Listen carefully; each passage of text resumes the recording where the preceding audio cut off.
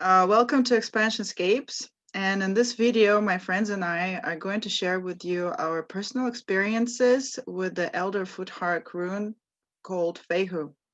If you'd like to skip the introduction, you can just go down to the description box below into timestamps and just go directly to our experiences. But very briefly, I'll explain how we got this information, how we got this experience of the rune Fehu. So we decided to get together, three of us and some more people. And we decided to have a project which we called the Shamanic Cycle of Initiation. And why? Well, I'm planning to make a separate video to explain that particular topic, but right now, very briefly, basically, according to the old stories, Odin hung himself from the world tree called Yggdrasil, and he stabbed himself. And he hung there for 9 days and 9 nights, sacrificing himself to himself. Then, as a result of that, he received the runes. When he received the runes, he screamed with joy and he cut himself loose. And then he became the giver of runes to people, but he was not as demanding of the people as he was of himself. And they say that the runes are not just letters, but they are also energies which kind of permeate what some of the most important and potent energies of the cosmos, and they are encapsulated by these symbols. And this whole process for Odin was a kind of shamanic initiation, they say. So once he went through this shamanic initiation, he became a shaman, and then he could travel all of the 9 worlds of the tree Yggdrasil. And so we decided that we're going to try and we're going to follow in his steps, and we're going to connect to each rune one by one in the Elder Futhark order, hence the word cycle, because they go in order and then they come back again. And Shamanic Initiation, we'll see how we feel the runes. How are we being transformed? What kind of energies we are going to meet? So that is our experiment, that is our project, and how we connected to these runes. We connected to them psychically, or you can call it third eye communication, or you can use many words to describe this kind of connection. At this point, by no means do we claim to be shamans, but we are students of the foundations in shamanism, and we're going through a practitioner training program about which you can also find out by contacting us. All right, so we can just jump in now. I guess I should say that in books, the rune Fehu is usually said to mean cattle, wealth, livestock, and mobile property. So this is like the basic meaning of the rune Fehu. And interestingly enough, not all of us even decided to read about it first. Just wanted to jump into it and see what we get psychically, not to be kind of biased, I guess. All right, so first one to go is Ryan. And yeah, so Ryan, can you tell us what you found when you contacted or psychically connected to the rune Fehu? What I found was mainly what I kept getting is the winter season. Something about the cold or seasonal change. It seemed to have a lot to do with. And then I didn't really read up much of anything about it just because I don't want like preconceived notions distorting anything. At first I was, I guess, trying to make too much meaning of the actual symbol itself, but like with it going into to cattle and wealth and everything like that, it kind of seemed like like the theme for me, it's probably gonna be different with everyone, was survival. You know, it's you know, you need wealth and food to survive, and then kept getting winter because, you know, the harsh seasons. You know, so it's I guess what I was kind of mainly getting with the symbols is they have a certain frequency about them that helps you, I guess, better tap into those aspects, kind of better connect and work with, or maybe just get information from the kind of energies where you can receive wealth or maybe remove the blocks you have to getting it, or limiting beliefs. So when I connected, it was mostly that. There was some strange visual stuff. Like I saw a dwarf where it was like his beard was a spout of beer that he was pouring through, but it was also going into him, which I didn't really take the time to figure out what that meant to me. Probably should have. And a few other things. I saw like a spear made of light, but I think the main thing was really that survival theme for me. And it's not just survival; it's also, you know, wealth and good food, good cows. It's not like he's eating a squirrel. So it's kind of like not just surviving, thriving. So kind of the symbol maybe helps you get in touch or amplify working with that. That's what it was for me.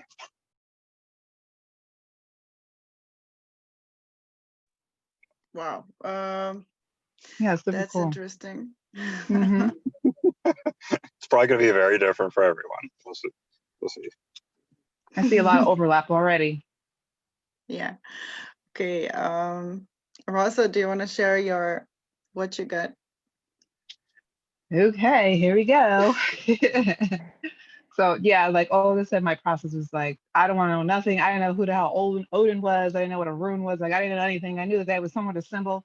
That was it. I knew zilch going in. I was just like, I don't want to know anything, because that way I could just let things come to me a little more pure without distortions. And it was what, you know, I just figured I'd give it a shot. So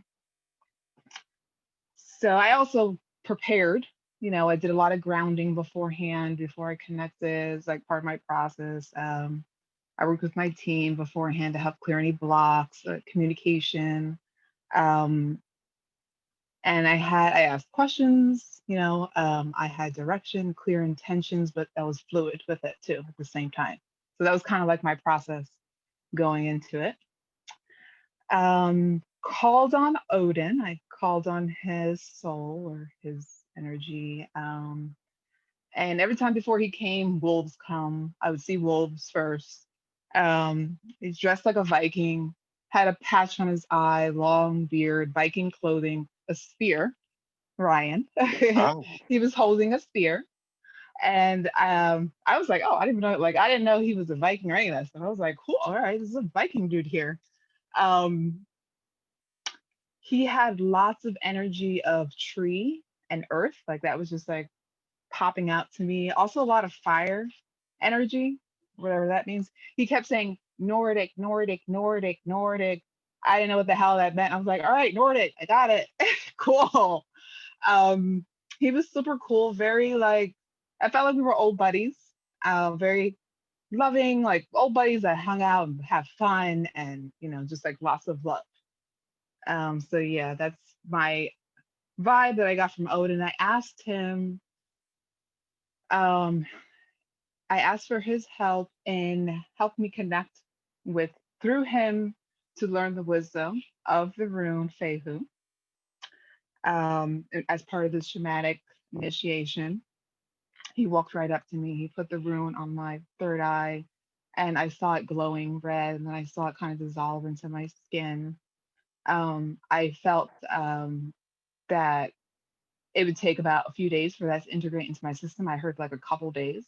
So then I came back, I did the meditation again in a couple days. I saw what I got that time. I asked that it would also be fully integrated in my system so I could really get all the wisdom in there. Let's see, I'm reading my notes here. And after, when I came back and it was done, I asked Odin again if he would allow me to have the wisdom. He did the same thing. He told me, okay, it's done. You already have it. It's within you. I was like, cool. So now Fehu, I asked to learn about Fehu and the wisdom of Fehu. And I felt also the Fehu had very strong earth energy. I saw cattle walking on the mud, and I saw the footprints that the cattle left behind. And I saw that these footprints in the mud were interpreted on cave writings. And that is how we get this symbol. It was their interpretation of those footprints. And I see them on caves in like old ancient times. Then I saw the cow in India. And in India, the cows are worshipped and loved. And if a cow walks past you, it is considered good luck and good fortune. And so I saw that. I saw a cow walking in India, and the cow walking by them, and they were like, oh, thank you, good fortune. You know, like they were very happy by that. I was like, okay. And I also saw a 4-leaf clover, leprechaun, a pot of a rainbow, and a pot of gold at the end of the rainbow. So all of this just kind of told me that Fehu was a symbol of good fortune to come, good luck to come. That's what I felt, that the cow and 4-leaf clover all kind of spoke to that. I was shown that the wisdom of Fehu was learned by traveling the seas as a Viking, the deep, deep seas on many, many voyages, and looking at the waves, looking at the birds, the wind, and the rhythm of all these things, and the energy of all these things, and learning to read nature and read your fortune in the nature, the creatures in the sea or lack thereof, you know, according to your journey and your voyage, and reading that nature for your luck to come. I asked Odin if he would offer me any blessings so that I could sense the Fehu messages that are coming to me on my journey. And he said, you're already doing it, but here's a little boost, and then just zapped me. I was like, okay. And then that moment, I saw that the butterflies that had been coming to me for like the week prior were all symbols of Fehu to come to me. And I was like, oh, that's what they were. Okay. And I asked how Fehu's wisdom manifests in people's lives right now. I saw that this symbol could be anything in nature. It could be a butterfly, it could be a cloud, it could be a single wave in an ocean full of waves. Pay attention to them, because they may hold your message of Fehu and your good luck to come. I was shown my journey as one full of Fehu. I saw me walking up a hill, like a really long, big mountain. But then I went up, I did a bird's eye view, and I looked down at the mountain. And I saw the path of the mountain and the hill as a long line just going up. But when you look at the bird's eye view going down, you see that long line as being part of the Fehu symbol. And once you reach the top of the mountain is when you realize and you see the rest of the symbol appear on the down part, but you can't see it till you reach the top. So I saw my journey as like, oh, it was painful. And then but when I got to the top, I saw my Fehu there. It was waiting for me always. And I was always getting it, but I was just working towards it. Okay. I asked the Rune, after I was like, oh my God, that was hard going up that hill. I was like, Rune, can you offer me any blessings so that my journey not be so painful, but instead full of joy, full of joy and Fehu and light? And the Rune said, yes, I can do that, and sent me a blessing. And then in the end, when Odin left and the Rune left, I saw wolves again, howling in the moon. So he came in with wolves, he left with wolves. Overall, it was very powerful and intense, and it was really cool meeting him. I didn't expect any of that remotely, but that was really cool and interesting, and I'm excited to do the next room after Fehu, and this one was really cool too. Awesome. Yeah. Yeah, some overlapping. I find it really cool that you didn't like know anything about it, and then all this stuff came in. Like nothing. You just purposely, I know you purposely didn't read about it, and just all this stuff came in, and it's so similar to what I got. But I read a lot of stuff before, opposite, and I didn't see any cows. But like at the end there was a cow, but it was kind of like I think it wasn't showing me cows on purpose, because I read about it. I don't know. Anyway, okay, well, my stuff, what I got was basically like I did a bunch of meditations, and I wrote like something like 5 pages of information that I got. So I'm going to try to make very small summaries of everything. And let's see, I don't know if I can make it a small summary. So my main question to Fehu was, how does the Fehu energy manifest in this 3D reality with us, with people in this world? And I got a lot of symbols like spirals to indicate that it's about cycles. And I got this vision that it's like the cusp of destruction and rebirth. It's like the cycle when it's just ending and something else is beginning. That is the time when Fehu energy is active. And I saw this really old and sick and weak man who was kind of supposed to die because his body was really, really weak, but he was suffering and he didn't want to die. And he was kind of like crying and just like shaking, just crying and throwing a tantrum. And there were hands holding him in a circle. Then those hands kind of just let him go, and he fell down into the darkness in the circle. He kind of was almost forced, a little bit pushed to die, even though his soul knew that he chose to die, but he kind of like, but he didn't really want to. They were struggling. And as he fell down into the darkness, he turned into a baby. And the baby was also crying and struggling. So there was kind of struggle happening during death, and then there's struggle happening during birth. So both of these processes are difficult, and it's hard to accept change. But like I like to say, on the other side of the veil of forgetfulness, we know that we made that decision, but in the body, sometimes we don't remember that we made that decision. So those hands to me were the energy of Fehu. And then they were kind of like a little push. And when the baby was there, it was kind of placed in a basket, and then it was taken by a river to the place where the baby was supposed to be born, to his family, and to where it was supposed to be raised. So, and then there was an eagle that also took the baby. So both the river took the baby and the eagle took the baby. And it was kind of like the river and the eagle, they're doing this kind of service to the baby, kind of for free. Like, yeah, like it's a wealth, like, there, I'm going to help you. And it felt to me like spirit guides, like we are getting help and nothing is asked in return.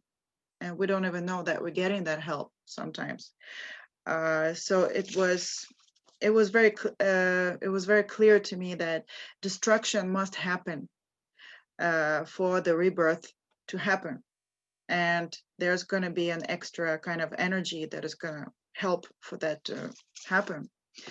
Another vision I got was like excitement about the beginning of a journey. So I also saw ships, also Viking ships. They were going in the sea, and they were kind of heading off to a big journey or like a war or something, like go to find new stuff, new lands.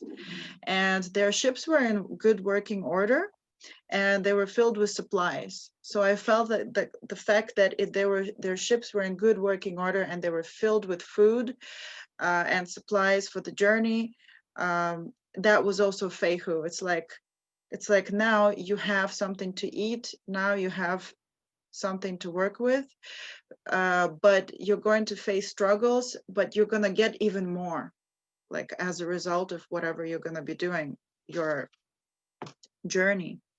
And I also got this picture of a person, like a young person that came from the province and came to a big city, like a capital city, and they have like a little bit of savings in their pocket, and they know where they're gonna sleep tonight, and they know that they're kind of safe right now, but they have very little in their pocket, but they're so excited about what they're going to do in this big city, and they're full of hopes and dreams, and they know that the road is going to be hard, but then they're going to reach and get something so much more than what they came with. So that's like, it's also kind of like an initial free leg up. It's like where nothing is asked of you in return, and it's kind of given unconditionally, like a little gift. And I saw it as a young person going to university, and his tuition is paid by his parents. So the fact that it was paid by the parents was Fehu, like, here, have some wealth, have some initial wealth, and it's your job to just study, and then you're gonna go and have your own journey, and you're gonna make money on your own later. Also, I saw newlyweds, and they received gifts from friends and family. So as people get married, they get like usually a lot of gifts, a lot of support from everybody else, and that is also like an initial leg up, the money which you're going to use to start your new journey together. So I felt like a lot of feminine nurturing energy. And I saw it as one of the visions I got was like, it was winter, and everything was covered by snow. It was like a big soft winter snow blanket, and underneath the snow there was grass and insects. And if you don't have that layer of snow, the grass and insects and whatever living things that live there, they're going to be frozen. If the earth is really bare, they're going to be frozen, or at least that's what I learned in school. I don't know. So I saw like a big creature, which was the grass and the insects and everything that needs to be reborn springtime. And that creature was kind of resting and hibernating in warmth, protected by the snow cover, because it creates a kind of layer of heat, of protection. So everything is just kind of sleeping, and there's like a kind of energy of kind of gaining momentum, like rebirth, like gaining strength, but hibernating and sleeping and having this free protection blanket. And this creature was sleeping like very cozily and waiting for spring to start, so that when spring starts, it's gonna come out very safe, and then everything will start to, all the seeds are gonna grow again, all the insects are gonna come out again, or come out of their eggs, however they do it. Also, I saw unexpected gifts, magic, help, and luck. So just like you, Rosa, it's about like magic, luck, help. When you saw the leprechaun, you saw, I think it was the leprechaun and the pot of gold. I also saw a forest leprechaun, and he was hiding behind a tree. And there was a guy walking in a to the person walking, the forest looked very scary, and the path he was walking on was really like an unknown path, and the person who was walking was like very scared, but still kind of fighting his fear. And he thought, maybe I'm lost, and this path is very difficult. It's difficult to walk on it. And the leprechaun was kind of hiding behind. And there was also the pot of gold, actually. We saw exactly the same thing. And he was, the leprechaun was kind of making sure magically that the guy is gonna be protected and nothing's gonna happen to him, and is gonna go on the right path. And then suddenly I saw that there wasn't only one leprechaun, but there were like a lot of magical forest creatures, like fairies and all kinds of, even the trees themselves. It's like everything was alive and magical, and everything was loving this man and helping this man. But this man didn't even know that he had so much help. He thought he was alone in a scary forest on a scary path. So that was like the energy of Fehu, that look, there is unconditional love helping you, giving you a leg up, but you don't even know it. Okay, then kind of bigger picture than that was like at the beginning of mass awakening, or like the beginning of a new stage of mass evolution. This is what I got from this vision of a woman. She was kind of like above the earth and spinning around, and she was wearing a mask, which to me usually means that you're searching for something but you still didn't see it. And she had like orange curly hair and a blue long kind of dress in the form of a cone. She's spinning around above the earth, and then she sees something, and then she's like, oh, and she throws off her mask, and she picks up a horn, like a animal horn, which kind of is connected to cattle somehow, I guess. She picks up a horn and she starts blowing in it, and she's still spinning around, but her hair starts to go all huge, like almost like also a cone, and it's orange and curly, and it's acting like antenna, and it's sending messages to the whole of the world and receiving messages. And it's like every strand of hair is active, and almost like one strand of hair is communicating with one being on earth. And she's spinning and blowing this horn. And I know of this horn, I got the message that it's similar to what they say about the show. In Hebrew, they call it the Messiah's shofar, the Messiah's horn. So they say that when the Messiah blows his shofar, wisdom is going to spread all over the world, kind of like a mass thing. So it's a mass wisdom that it's like a new epoch, or like a new era.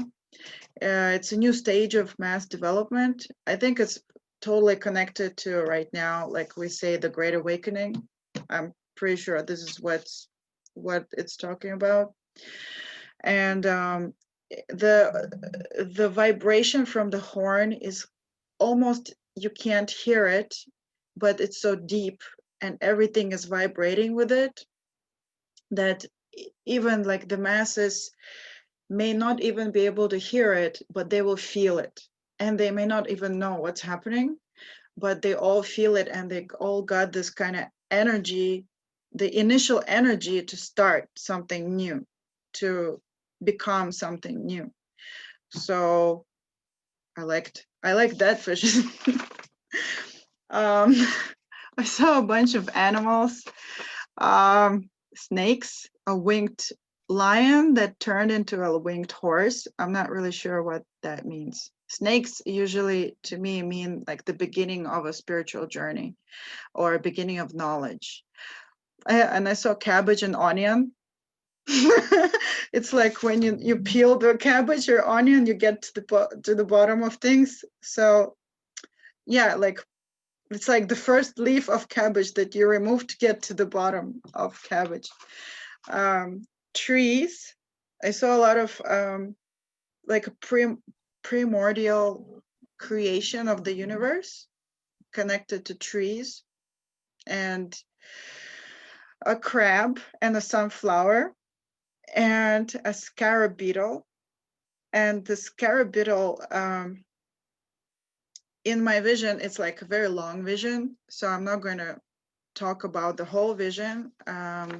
The thing about the scarab beetle is basically it's an Egyptian god Khepri, has the scarab beetle instead of his head, which is like which is the god of the rising sun. So they have different gods for the different stages of the sun.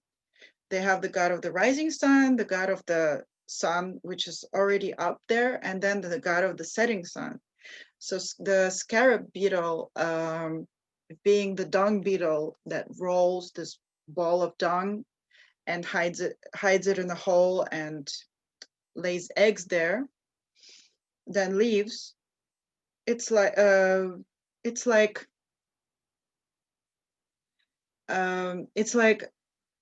actually he's going towards the sun. Every time he rolls the dung ball, he's going towards the sun, which, you know, it's quite interesting. And then he lays the eggs there, and when they come out, they become they look like they're fully formed, but actually when they were born, they had a lot of food to eat, and that is kind of Fehu. Out of destruction, out of dung, you have this free food, and you are born, and you have the support you need to grow up. Then the beetles become fully formed, and then they come out of the sand, and it looks like something was created out of nothing, which looks magical. And yeah, and that is what the Scarab Beetle represents, the god of the rising sun. So again, everything rebirth from destruction.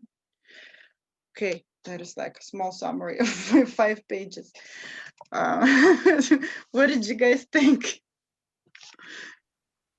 In particular, when you talked about kind of like a leg up and paying it forward, like a tuition, I felt that was definitely true. That just kind of like, it like pinged like, yep, that's true. So it's like that one, I don't, you know, have any doubts about. That feeling was super strong. So I mean, it probably all is, but for me, like that one really hit home. Like, yeah, that's correct. It's interesting because like we all had different visions, but except for me and Rosa, we actually saw like leprechauns in gold. Even though we saw different visions, it's like it rings, like the energy seems the same. Like you're like, yeah, that clicked somehow. But that was more of a feeling thing. I didn't get too much visual stuff when it came to this one. It was more feeling. Wow, it's cool how we all get like things absolutely differently. Yeah, you saw winter, and Ryan had winter, and you both were talking about it. I could see it. You know, I could see it clearly. I could see it clearly when you guys were speaking about it, and I could see the winter being a representation of those harsh times that you may have to go through, or you know, seemingly harsh times that Olga was talking about, that I talked about with my mountain. You know, those harsh times that you have to go through to come to the springtime, to come out of this snow and get Fehu. What I thought was really cool with yours, Rosa, was when you were talking about the ships and learning to read like the wind and the clouds and the water and the beings in them, which is I mean, that's God, I forget who the sailors were. Was it Polynesian ones? But they had like their intuition was incredible because they did that. Like they didn't have really maps of known world. They had like what looked like popsicle stick maps was about it, but and they had super tiny boats and horrible weather that, you know, but yet rarely ever, you know, had a lost boat or something or anything, just because they just kind of intuitively knew what was happening and where to go to find food or land or whatever. Mhm. So it was interesting when you were talking about that, learning to read and receive the information of nature. Kind of gave me a lot to think about. Cool. Did for me too. It was And I interesting, loved, like especially. yeah. Go ahead. I loved how Rosa got like a picture of the symbol and how it formed. That's just crazy. Oh, that I one love it. too. Like I don't even I know if that's was like, true. I have no idea. It's just what I saw. We should look that up. I wonder if that's even real. that could be true, because I've seen them show things like that with like ancient stuffs in caves before, where it kind of looked like animal sort of things, but that was how the symbol was formed, and then you know it's mentioned the symbol, you know, it's kind of like generally mentioned about being cattle and all that. That could be right. That in any case, it's really cool. Yeah. So, It was cool. We both had spears. I saw I a did spear. I some, was like, oh, you have a weapon. He was like running yeah, towards me with it, but it was good. it was kind of like a spear made of light, is what I got. But Of course, we had the leprechauns and the pot of gold too. I didn't get the leprechaun. That sounds cool. Yeah. Do you still remember how that symbol formed? Like, can you actually draw it? I just see the print in the mud of the cow print, and then that mud imprint translated on a wall, but in their fashion, in their way, their more simplified, ancient way of drawing things and translating them. So I'm gonna have to look up how cow footprints look like now. I know, me too. That's how far away from nature we are. Like, how do cow footprints look like? I don't know. I have to Google it. But it Oh. had a lot of tree energy. Like every time I tapped into it, was a lot of tree and earth, like big. So there was a lot of that too. Yeah, All I very saw trees interesting. too, Love it. a lot. But if I told about everything I saw, it's like it would be too much. I guess I really tried too hard. Like, I did like 3 or 4 meditations, and I was just. No, you did good. You got a lot. You did great. And this is fun. Thank you Yeah, for Yeah, setting this up and organizing it and suggesting who's Odin? Let's meditate on Odin. I'm like, me. I really yeah. appreciate it. The whole thing was a great experience. And I haven't mentioned this yet. I feel like when I got there and Odin's like, hey, you, like he was like, I know you. And I was like, oh, Olga introduced, told you about me, didn't you? And I felt like, like Odin knew I was coming because of you. that's really Yeah. weird because I didn't even connect to Odin during my meditations, but I saw a glimpse of him and I knew it was him, and I felt like I'm not like good enough or worthy enough to connect to him. So I kind of purposely pushed him away. I said, no, I'm just talking to this rune. Like, no, I don't want to bother you. I'm just gonna talk to this rune. And I felt like I'm not good enough or something, but then later I connected. But it's so weird, I guess. It's so interesting that you guys connected, and but still we got the same information. I didn't really connect with Odin so much, but I mean, I think, you know, when it comes to this, the reason Odin would be willing to work with us is probably because of your interest in working with Odin. Would be my feeling on that one. Yeah, I guess I did have an interest, but I was thinking like I'm not like No, I'm not gonna bother. I'm not Odin. worthy. I don't Oh. think they think like that.